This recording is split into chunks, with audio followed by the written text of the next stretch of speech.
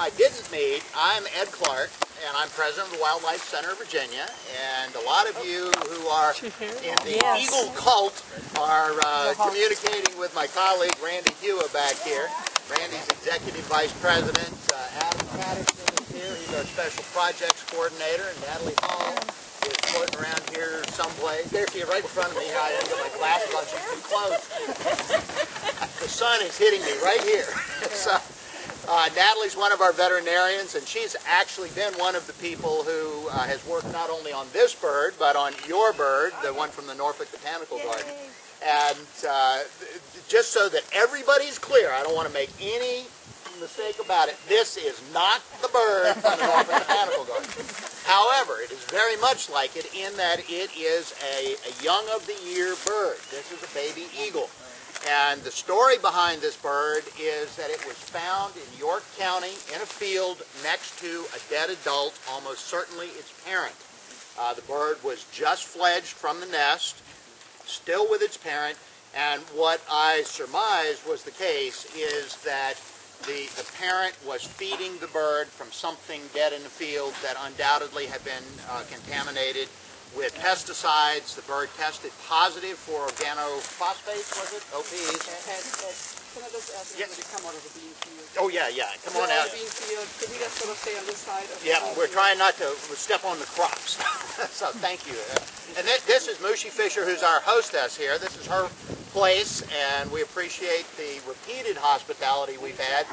The reason we select this site for releasing an eagle is that right across the river from us is the James River National Wildlife Refuge, which is one of the largest concentrations of bald eagles in this part of the United States. The James River here has a very good fish population.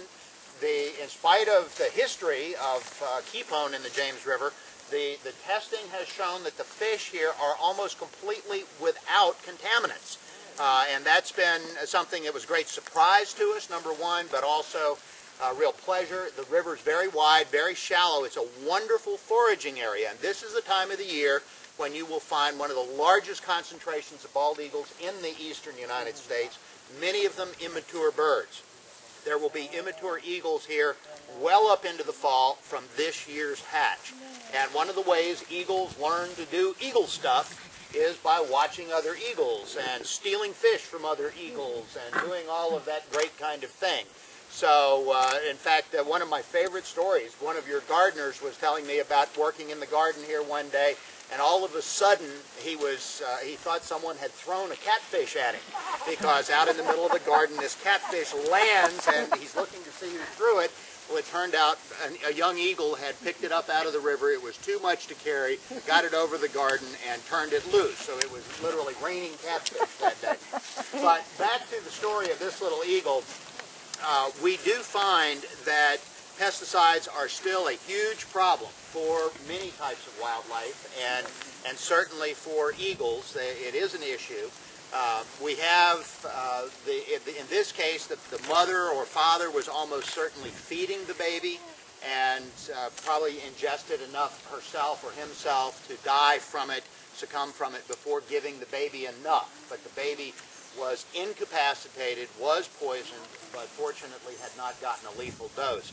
It was brought to the Wildlife Center. One of the things that we routinely do when we have an animal, particularly a raptor, coming in with neurologic signs, we draw blood samples and we are looking for a specific blood enzyme called acetylcholinesterase. And that is a blood enzyme very important to nerve functions, the nerve synapse, the connection between the nerves. And these types of poisons suppress the body's ability to produce that enzyme. And essentially, it just overloads the system. There are two enzymes, acetylcholine, acetylcholinesterase, that need to be in balance. One connects the nerves, the other disconnects the nerves. And what we're seeing is that the pesticide stops the disconnection. It's like putting too much electricity in an electrical system. Everything overcharges, the body is paralyzed, the animals will die.